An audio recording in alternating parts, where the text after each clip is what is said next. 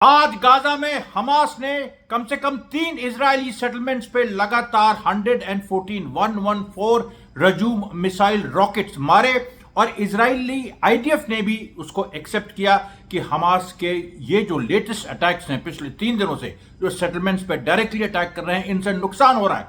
Rafa में बड़ी घटना हो गई, फिर से 2 इजरायली सैनिक मारे गए हैं और कम से कम 6 घायल हैं, यानी 8। कल 15 संख्या थी, आज 8 केवल एक जगह वेस्ट बैंक में अभी स्थित रिपोर्ट्स आ रही हैं, वहां भी कम से कम 8 से ज्यादा इजरायली सोल्जर्स घायल हुए हैं। और एक जगह और वेस्ट बैंक में एक्सट्रीम साउथ में हिब्रोन में जो इब्राहिमी मॉस्क का मामला था जिसको इजराइल हड़पना चाह रहा है, वहां झड़पें हुई, वहां भी इजरायली घायल हुए। कम से कम 20 से 22 इजरायली सैनिक घायल हुए हैं और 2 की मारे जाने की पूरी संभावना है। ये बड़ी खबरें हैं आज की। यमन ने फिर से आज दोनों जगह जो ट्रूमैन शिप है उसके साथ जंग की और उसके बाद उसने फिर तेल अवीव पे मारा है और जिसमें 11 इजरायली घायल हुए दौड़ते समय। और उससे भी बड़ी खबर जो पूरी दुनिया में नाराए तकबीर के नारे लगे। मतलब आप सोचिए, ऐसे छोटे छोटे शहरों में आपने नाम नहीं सुना होगा जहां बर्फ पड़ रही है, टर्की में, जहां पर अल्जीरिया में, मोरक्को में एक जगह इतनी गर्मी पड़ रही है कि बेहाल है लोग, एक जगह बारिश हो रही है कहीं। ये मतलब आप देखिए कि हर जगह बांग्लादेश में it was like a human flood, पूरा हेलीकॉप्टर शॉट है। और इसमें देखिए मैंने वीडियोस बांग्लादेश का नहीं डाला, बाकी हमने सारे वीडियोस बर्फ वाले भी सारे वीडियोस हमने यूट्यूब के अपने दर्शकों के लिए भी डाले हैं और आशा है कि आप उसको देख रहे हैं। सबसे पहले हमने जो चाइल्ड अब्यूज पूरा स्कैंडल था इजराइल में, उसका भी हमने वीडियो डाला। उस मिनिस्टर का नाम डाला, महिला मिनिस्टर है, सोचिए, अपनी बेटी का उसके साथ उसने गलत काम किया और उसको जबरदस्ती करवाया अपने बाप के साथ। और उसकी बेटी का वीडियो सबसे पहले मैंने आज सुबह का सबसे पहला वीडियो, आशा है आपने देखा होगा, टेलीग्राम में हमने डाला। हमने जो अपनी वेबसाइट पे डाला उसका लिंक हमने सब पूरा पोस्ट किया आप लोगों को। तो आप लोग जरा लिख के भी बताइए, आप लोग वीडियो देख रहे हैं, मुझे तो दिख रहा है कि कुछ हमारे व्यूज बढ़े हैं वेबसाइट्स पे, तो आप लोग देख रहे हैं, लेकिन और भी आप लोग इसको आगे बढ़ाइए। और ये वीडियोस हैं, आप सोचिए, एक तरफ वीडियो हम डाल रहे हैं, एक तरफ हम उनको एनालाइज कर रहे हैं। इस तरीके से हमारी जो जुगलबंदी यहां पर एक बन रही है, सोशल मीडिया के वेरियस प्लेटफॉर्म्स को नए तरह से हम यूनाइट कर रहे हैं। और ये जो वीडियो है इसको अंत तक देखिएगा, इसमें सारी बातें हम आपसे आज करेंगे। जो चाइल्ड सेक्सुअल अब्यूज इजराइल में है उसके बारे में कुछ नए तथ्य भी सामने आए हैं और उसके साथ साथ जो नेतन्याहू और ट्रंप के बीच बदलते रिश्ते, एक फिल्म का नाम था बदलते रिश्तों का भी जो पूरा नया आयाम है वो भी सामने आया है। इजरायली एनालिस्ट उन्होंने भी कमेंट करना शुरू कर दिया। इजराइल के अंदर सिविल वॉर की जो साइंस है वो और गहरा गए हैं और सीरिया और लेबनान सारी जगहों पर एक नए किस्म की अपराइजिंग इजराइल के खिलाफ इमर्ज कर रही है। ये देखिए आज की जो टॉप खबरें हैं। सबसे पहले हम उसी पे आते हैं जो महिला, जिस महिला ने जिसकी लड़की ने वीडियो बनाया था और जो मैंने आज सुबह पोस्ट किया था। महिला का नाम फिर आपको बता दें, ओरिट स्टूक है। ये इजराइल की नेतन्याहू सरकार में सेटलमेंट मिनिस्टर है, नौसिया होता है सुन के, सेटलमेंट मिनिस्टर है। ये धुर दक्षिणपंथी खेमे से आती है, रिलीजियस जायनिस्ट पार्टी एक है, उसकी ये एमपी है। कम से कम ऐसी 6 या 7 धुर दक्षिणपंथी पार्टियों से मिलकर नेतन्याहू की सरकार बनी है। 10 अप्रैल 2025 को ये वीडियो जारी हुआ था उसकी बेटी द्वारा। उसकी बेटी का नाम है शोशाना स्टूक ने ये वीडियो जारी किया था 10 अप्रैल को और उसमें उसने अपने माता पिता पर कर्मकांडी बाल यौन शोषण का आरोप लगाया। कर्मकांडी, आप हमेशा ध्यान रखिए कि जो रेप हो रहा है और जो बलात्कार हो रहा है उसमें बाकायदा मतलब जो उनकी बाइबल है उसमें आयतें कह लीजिए, मंत्र कह लीजिए, वो पढ़े जा रहे हैं। और अभी तो आपको और बताएंगे बहुत ही ज्यादा, मतलब मुझे तो समझ में नहीं आ रहा है कि मैंने ऐसा कहीं नहीं देखा है जो इजराइल में हो रहा है। और ये पूरा संस्थाबद्ध है और इजरायली समाज जिंदा कैसे है, उसके एक साले वो लोग मतलब कुछ बोलते क्यों नहीं है? अभी तक तो ऐसी सोसाइटी में विद्रोह हो जाना चाहिए था। अरे इक्का दुक्का हम तांत्रिकों के बारे में सुनते हैं, कुछ जगह ये प्रथा है, गलत प्रथा, वो सब हम लोग सुनते हैं, उसके खिलाफ एक्शन भी होता है, लेकिन एक संस्थाबद्ध तरीके से हमारे ही घर में ये होता है और हम कुछ नहीं बोल रहे हैं। इजराइल में वो हाल है। ऐसा नहीं है कि कुछ कम्युनिटीज हैं और कुछ बंजारे हैं, उनके यहाँ ये प्रथाएं हैं तो उनके यहाँ वो प्रथाएं, जैसे कभी कभी यहाँ खबरें आती हैं, या कुछ एक खबर आई थी महाराष्ट्र से एक बार की, जो महिला जो कॉन्ट्रैक्ट लेबर है उनको अपना यूट्रस निकलवाना पड़ता है क्योंकि उनको पीरियड्स के समय उनको अलाउड नहीं होता है कि वो काम करें। ऐसी खबरें आती हैं, ऐसा नहीं है कि नहीं आती, लेकिन ये नहीं है कि वो हमारे घर में हो रहा है।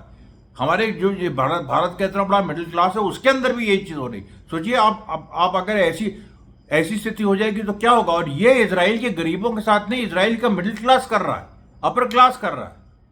ये देखिए, इसके बारे में जितनी अवेयरनेस होनी चाहिए उतनी अभी नहीं है, हम लोग में भी नहीं है, हम लोग में भी उतनी अवेयरनेस नहीं है, क्योंकि हम लोग उस तरीके का जो एकदम गिरा हुआ डिप्रेव बिहेवियर है उसको हम लोग अभी कंडेम करना हम लोग ने नहीं सीखा है, क्योंकि हम लोग आदी हो गए हैं एक भाई हमारा एक फिर भी सेंसिबल समाज है, चाहे हिंदू हो चाहे मुस्लिम हो चाहे कोई भी जात हो, अगर वो मिडिल क्लास और एक अपर मिडिल क्लास लाइफ में आ गई हैं तो उनका एक डर रहा है अपना। अब कहीं कहीं तो होता है इस तरह से, लेकिन इस संस्थागत तरीके से और धर्म की आड़ में नहीं होता है।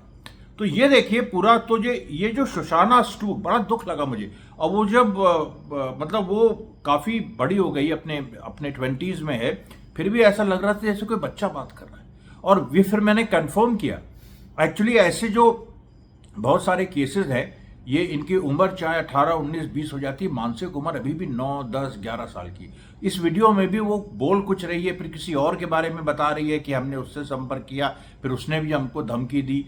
अब ये देखिए, विक्टिम्स भी आपस में एक दूसरे को धमकी दे रहे, मतलब इतना ज्यादा मनोवैज्ञानिक तौर पे विकृत समाज ये हो गया है। उसको बिल्कुल ऐसे ही एनालाइज किया जाना चाहिए कि ये इसकी हार और इसका पतन निश्चित है। और आपको बताएंगे और भी जो चीजें वहां पर हो रही हैं और कैसे फिलिस्तीन की जीत का रास्ता प्रशस्त हो रहा है। उसके बाद देखिए जो एक और बात इसमें आई है, वो जो रेबाइस का इन्वॉल्वमेंट है, वो भी मैं आपको अंत में बताता हूं। फिर देखिए, फिर जो 2 हमले यमन ने आज तेल अवीव पे किए, उसमें जो करीब 11 इजरायली घायल हुए, लाखों इजरायलियों को भागना पड़ा, उसकी एक जो बड़ी बात थी कि वो एक मिलिट्री इंस्टॉलेशन। अब क्या है कि इधर इजराइल में क्या हो रहा है किसी को पता नहीं है, अंदर ही अंदर। ट्रंप को पता है, वो कुछ हिंट भी कर रहा था पिछली मीटिंग में, और उसने नेतन्याहू को अपनी जगह भी बताई, आज इजरायली मीडिया में भी ये बात आई। लेकिन एग्जैक्टली क्या हो रहा है, मतलब वहां पर क्या है कि जो बहुत सारे मिलिट्री इंस्टॉलेशन है और जो एक जो विद्रोह सा नेतन्याहू के खिलाफ मिलिट्री के अंदर हो रहा है, तो उस वजह से उसने बहुत कुछ डिसेंट्रलाइज कर दिया है। छोटे छोटे इंस्टॉलेशन, जैसे कहीं कुछ 10 टैंक हैं तो कहीं कुछ आर्मर्ड व्हीकल्स हैं, उनको कहीं और खड़ा कर दिया है। जो मेन उनकी शेड्स होते थे या जो मेन उनके जो कंटूनमेंट जैसे हम लोग क्या होते हैं, अब सोचिए एक कंटूनमेंट को आप कम से कम 100 भाग में डिवाइड कर दीजिए तो क्या स्थिति होगी। वो स्थिति तेल अवीव में है, तेल अवीव के कंटूनमेंट, और यमन ने उस स्थिति को पकड़ लिया, उसने मारा है, उसी हिसाब से मारा है। तो एक टैंक को लग रहा है, कभी 2 ऐसे गाड़ियां खड़ी हैं, उनको लग रहा है इजराइल को नुकसान हो रहा है और नेतन्याहू को व्यक्तिगत नुकसान हो रहा है। ये देखिए इस पूरी लड़ाई की खासियत है। उसके बाद देखिए जो हमास ने आज अटैक किया, कमाल का, जो एक तो वहां हुआ जो सेटलमेंट से हुआ, सॉरी ये जो अटैक मैं बात कर रहा हूं, ये फिर जो राफा में आज फिर अटैक किया हमास ने। एक इजरायली अधिकारी घायल हुआ, 3 इजरायली सैनिक, मतलब 3 इजरायली सैनिक और 1 इजरायली अधिकारी घायल हो गया। अब इस अटैक में देखिए खास बात क्या थी कि उस इलाके में इजराइल बहुत सारे चोरों को और बदमाशों को भेजता है लूटने के लिए, और हमास ने ऐसे बहुत सारे लोगों को पकड़ा है, सजाएं भी दी है।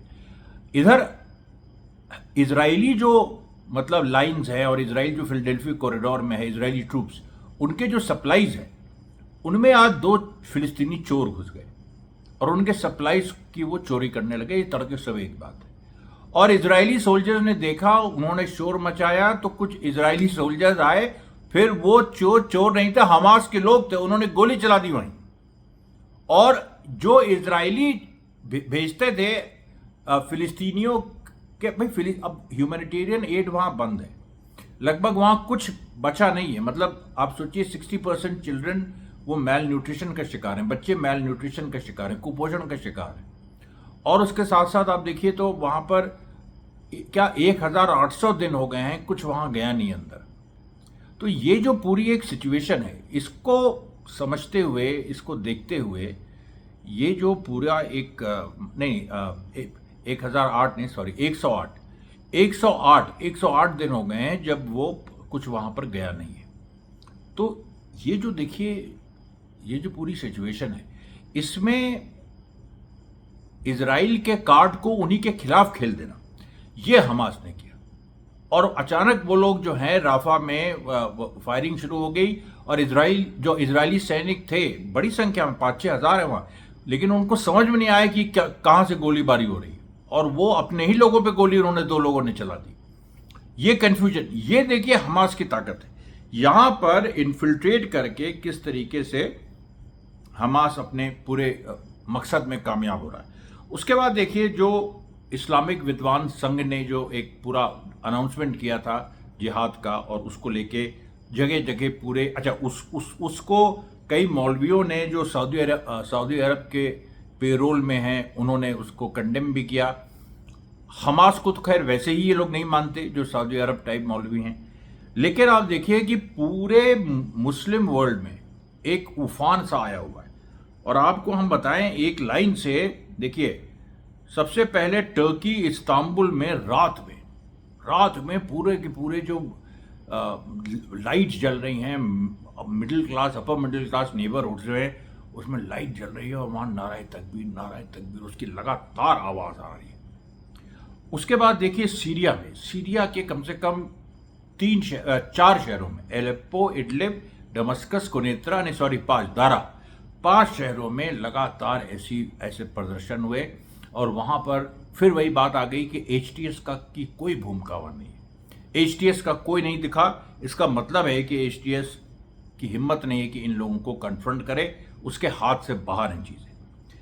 उसके बाद देखिए इजरायली सरकार के 2 हेड ऑफ गवर्नमेंट जो पुराने वो रहे हैं, प्रेसिडेंट और प्राइम मिनिस्टर्स, बाराक और ओलमर्ट, इन लोगों ने बयान दिया। बाराक ने कहा कि इजराइल एक इस तरीके के एक अंधे कुएं के मुहाने पे खड़ा है जो सीधे उसकी राष्ट्रीय सुरक्षा को कॉम्प्रोमाइज करेगा।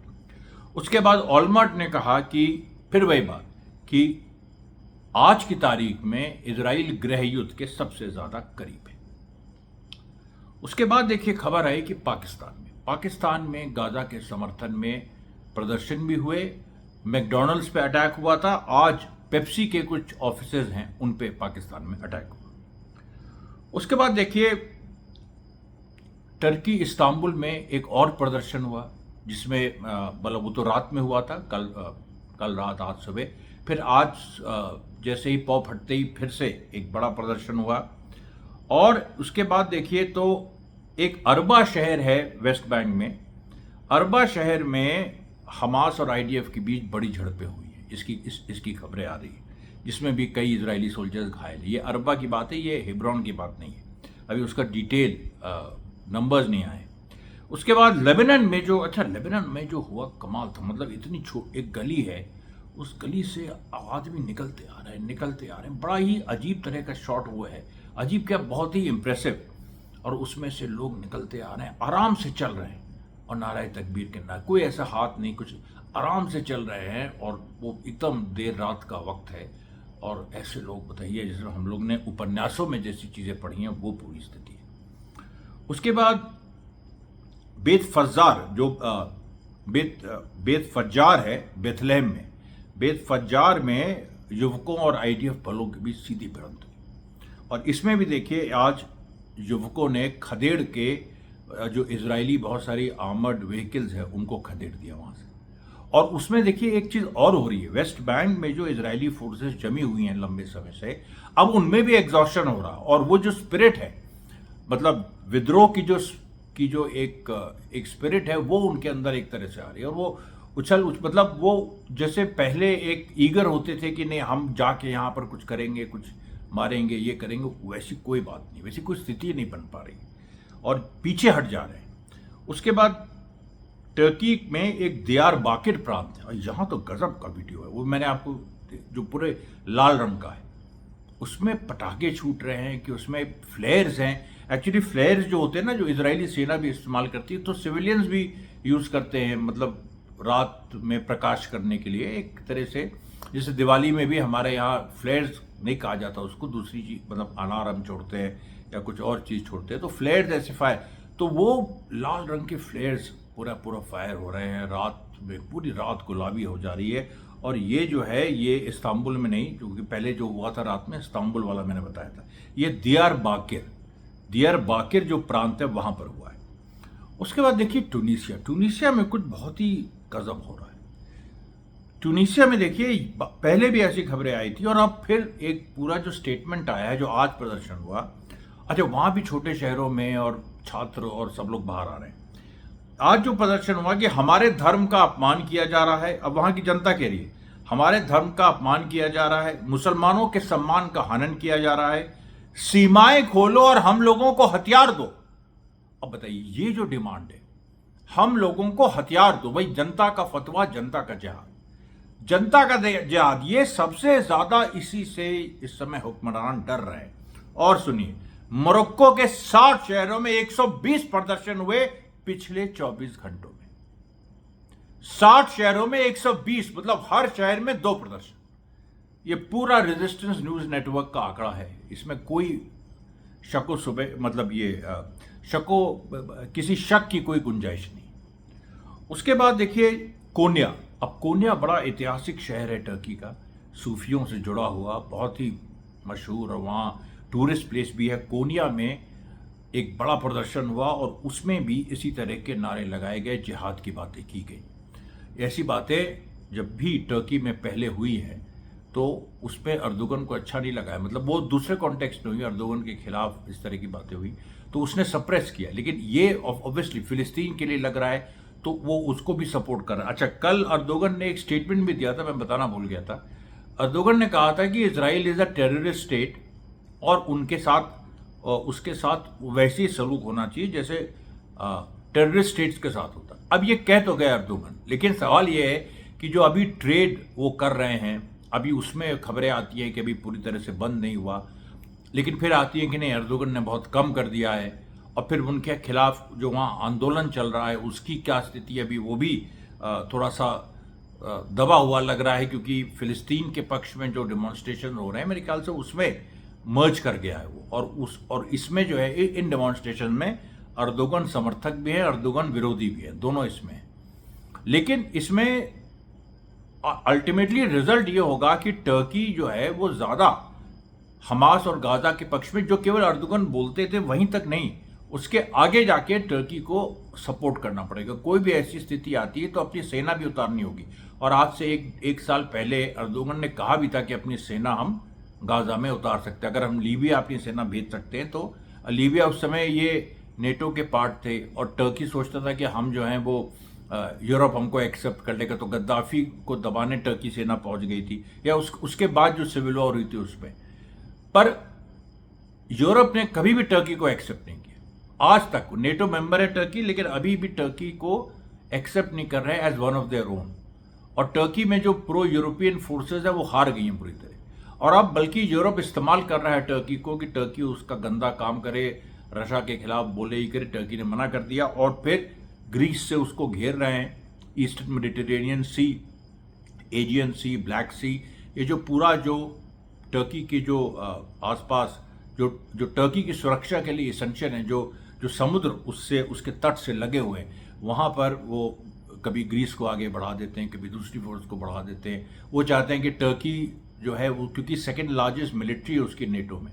बाकी तो नेटो में जो ईस्टर्न यूरोप के देश हैं उनकी 30-40 हजार की सेनाएं, इंग्लैंड की 80,000 की रह गई है, फ्रांस है और टर्की, बस यही दो है। नहीं, हाँ, जर्मनी भी खत्म ही है। जर्मनी को तो कभी सेना उस तरह से अलाउ ही नहीं हुई और जो भी उसने बिल्ड बाद में की वो भी बहुत कम है।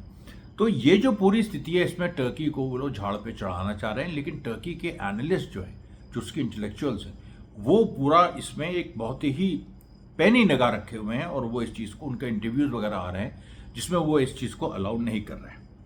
फिर देखिए जो सेबेस्टिया, एक नेबलस वेस्ट बैंक के नॉर्थ वेस्ट में जगह है, वहाँ पर भी संघर्ष हुआ। देख रहे हैं आप कैसे संघर्षों की जो रिपोर्टिंग्स है या संघर्षों की जो न्यूज़ है वो धीरे धीरे कैसे बढ़ रही है।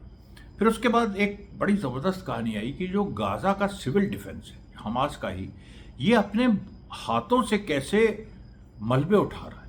उन मलबों में से जो लोग ऑलमोस्ट अधमरे हो गए हैं उनको निकाल रहा है अपने हाथों से। और ये एक अजीब सी ताकत उनमें देखिए, मतलब ये देखिए, इसको दैवी कह लीजिए या एक मानवीय एनर्जी कह लीजिए, जो भी जिसको जो मानना है। तो वो जो अब एक जो एनर्जी आ रही है वो पूरा वो लोग बल्बों को उठा रहे हैं और रख रहे हैं। अभी उनके कुछ वीडियोस आने हैं। मैं देखिए, मैं बहुत सारे वीडियोस डाल नहीं सकता हूँ, पॉसिबल नहीं है एक आदमी के लिए। मैं कुछ इसीलिए आप लोगों से कभी कभी मदद मांगता हूँ कि कोई आके हमारा कुछ वेबसाइट संभाल ले या कुछ ये कर ले। चलिए, कुछ लोगों ने अप्रोच किया है, मैं बात करूँगा। फिर भी मैं आज अपना ईमेल आईडी भी दे रहा हूँ, उसमें आप लोग ज़रूर कुछ करिएगा। इसके पहले देखिए, जो कुछ लोगों ने हेल्प ऑफ़र की थी वो उनसे संपर्क उस तरह से टूट गया, फिर हो नहीं पाया, और मैं उसके लिए माफ़ी चाहता हूँ। दोबारा वो संपर्क कर सकते हैं हमसे। और जो कुछ अच्छा, एक दो लोगों ने कुछ बना के दिया भी था, तो उसको हम परस्यू नहीं कर पाए बहुत सारी वजहों से। तो अभी देखिए, फिर भी हम कोशिश हमारी पूरी है, और हम देखिए वीडियोस की संख्या, ये आज 12 अप्रैल है, 14 या 15 अप्रैल से वीडियोस की संख्या, चाहे हम ऐसा करेंगे, और आपसे सुझाव भी चाहेंगे कि हम चाहे तो 10-10 मिनट के 3 वीडियो डाल दें, जैसे 5, 7, 9, ये भी हो सकता है। और उसमें हम कुछ उन वीडियोस के अंदर हम कुछ वीडियोस दिखा सकते हैं। मतलब अब बहुत ज़्यादा तो यूट्यूब अलाउ नहीं करेगा, पर थोड़ा बहुत स्क्रीनशॉट्स कुछ वीडियोस दिखा सकते हैं 10-10 मिनट के, क्योंकि अब ये जो लंबे हैं इनमें कुछ भी डालना बड़ा असंभव सा होता है। तो ये देखिए चीज़ है। और मैं जो कह रहा था, 1008 एक्चुअली 1008 घंटे गुजर गए हैं गाज़ा। मैंने 18 मार्च से पूरा टाइम काउंट करिए, तो 1008 घंटे गुजर गए हैं जब गेहूं का एक दाना गाज़ा के अंदर नहीं गया है। और गाज़ा कोई एग्रीकल्चरल सिटी नहीं है, वो शहरी है, मतलब शहर है पूरा, बहुत ही छोटी लैंड उसकी एग्रीकल्चरल है। अब आप सोचिए कि 1008 घंटों से खाना कुछ गया नहीं है, एक दाना नहीं गया है गेहूं का, और कैसे वहाँ लोग सरवाइव कर रहे हैं। और हमास कैसे वहाँ पर उसके फाइटर्स हैं, होस्टेजेस वहाँ पर हैं, उनको भी खिला रहा है, गाजन्स को भी वो पूरी तरीके से जितना मतलब उससे हो सक रहा है वो कर रहा है। और गाज़ा के लोग स्टेडफास्ट हैं, दृढ़ हैं, और उनको आधे पेट, मतलब पेट काट के, देखिए फाइटर्स भी पेट काट के लड़ रहे हैं, और वहाँ की जनता भी पेट काट के वहाँ पर किसी मतलब सर्वाइव करेगी, और ये लोग लंबे समय तक सर्वाइव करेंगे। आप देखिएगा, वो अलग बात है कि अमेरिका के यहाँ पर एक स्थिति ऐसी पैदा हो गई है, और उसको लेके आर्टिकल भी आया। देखिए, Israeli journalist Alon Ben David का, हिब्रू वेबसाइट पे, उन्होंने कहा कि जो पहली बार नेतन्याहू को एक स्कूल के बच्चे की तरह किसी ने बैठाया, जो ट्रंप ने इस बार की जो मीटिंग हुई, चुपचाप बैठे रहो यहीं पर, जो हम कहेंगे वो तुम करो।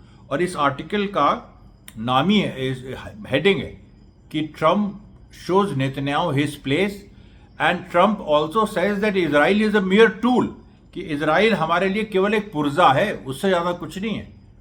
जो गाड़ी हम है, पुर्जा तुम हो, हम जैसे चलाएंगे पुर्जे को वैसे चलना होगा। और इसी पे उसने जो कहा था कि ईरान पे पहले इजराइल हमला करके दिखाए, ये जो पूरी बात थी वो उसने नेतन्याहू के सर पे डाल दी। ओमान में देखिए, आज पहली जो टॉक्स हैं वो शुरू हो गई हैं, इनडायरेक्ट टॉक्स ईरान और अमेरिका के बीच, और उनका डायरेक्शन भी अभी तक ठीक लग रहा है, लेकिन कुछ भी हो सकता है, यहाँ पर कुछ भी हो सकता है। अमेरिका लगातार अपनी बेसिस को मजबूत करना, ईरान को घेरने की मिलिटरीली कोशिश कर रहा है, लेकिन सफल नहीं हो पा रहा है, क्योंकि उसमें सबसे बड़ी समस्या वही आ रही है कि अगर ईरान ने अपने सारे घोड़े खोल दिए तो अमेरिका के लिए वहाँ बचना मुश्किल है, भागना मुश्किल है। कुछ शर्तें भी, अमेरिका ऐसी खबरें आई कि शर्तें रख सकता है कि यमन का सपोर्ट बंद करो, इराक का सपोर्ट बंद करो, लेकिन वो अब तो संभव ही नहीं, मतलब ईरान तो वो करेगा नहीं। एक तो ये, दूसरी बात गाज़ा को लेके देखिए क्या है कि जब से ट्रंप ने सीधे हमास से बात की है, अब वो सीधे हमास से बात करेगा, जो डील होगी वो सीधे अमेरिका और हमास के बीच होगी। नेतन्याहू से कहा जाएगा तुम फॉलो करो बेटा, तुम फॉलो करो।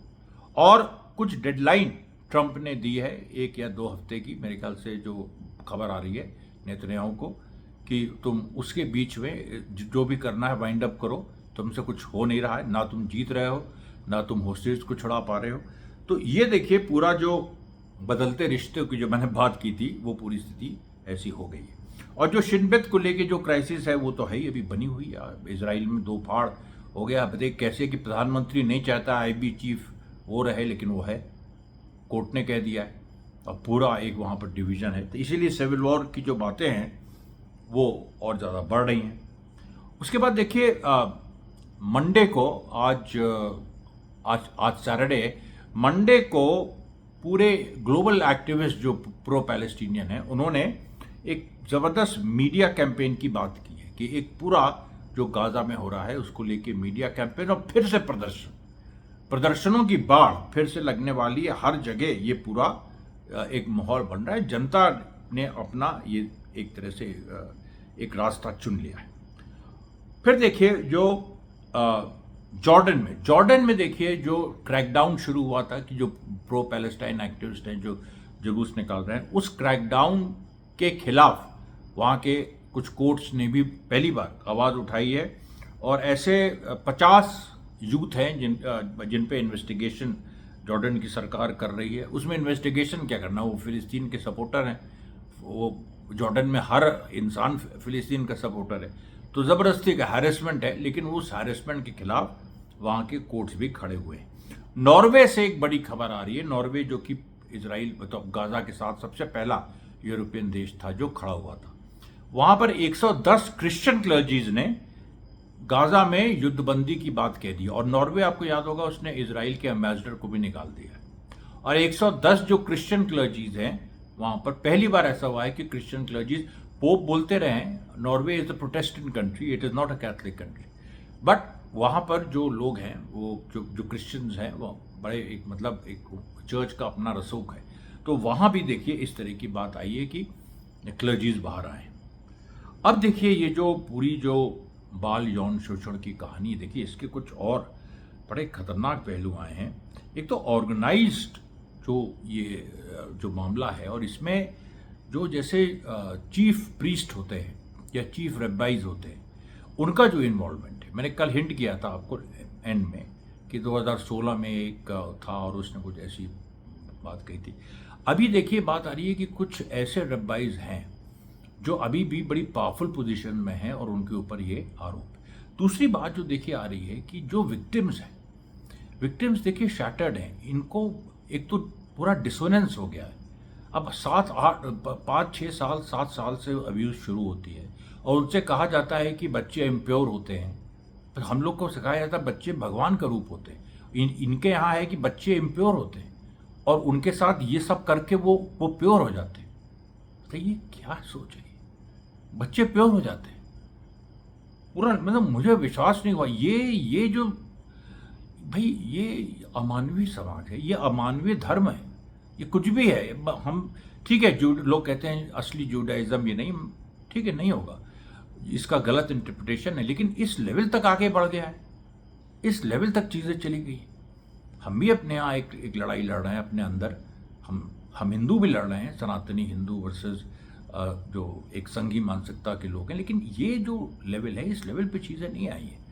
अब हो सकता है कुछ अंदर खाते कुछ छुपा हो, लेकिन इस लेवल पे ये जो हुआ है कि मतलब आप बताइए कि विक्टिम्स को कुछ बोलने की कोई हिम्मत तो छोड़ दीजिए, कोई चेतना नहीं है, उनका चेतना ही। अब वही जो मैंने बात बताई जिसका वीडियो मैंने दिखाया था कि वो बेचारी लड़की 25-26 साल की हो गई है, उसकी मानसिक उम्र अभी 8 या 9 साल की है और ऐसी इनकोहेरेंट तरह से बोलती है। समझ में नहीं आ रहा है कि इसमें क्या पूरी सिचुएशन बने। खैर ये एक पूरी देखिए आज की खबरें हैं, कल मैं फिर हाजिर होऊंगा आपके सामने, तब तक के लिए धन्यवाद साथियों।